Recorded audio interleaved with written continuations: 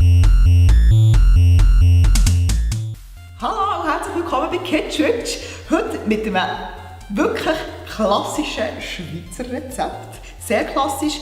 Das ist ein kleiner Liebesbrief an Ramona aus einer super Kochgruppe, die ich habe. Und sie hat mal einen Wurstsalat gemacht. Und ich habe wirklich unter den Kommentaren geschrieben, ich habe noch nie einen Wurstsalat gemacht. Und sie hat wirklich gesagt, also dann wird es mal Zeit und macht noch ein Video. Und da wäre es jetzt eben. Und es gibt wahrscheinlich gefühlte 7000 verschiedene Wurstsalat-Rezepte in der Schweiz.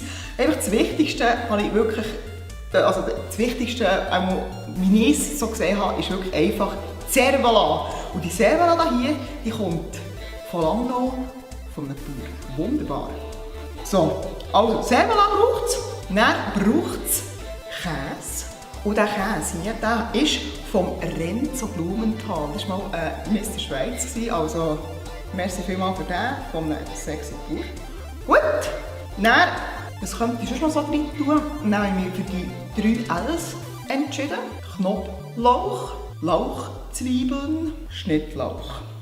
3 Ls. Dann brauchen wir noch ein bisschen Essiggürkli. Ich liebe Essiggürkli über alles. Und weil es halt einfach der Wurstsalat à la Denise ist, hat es Speckwürfel drin.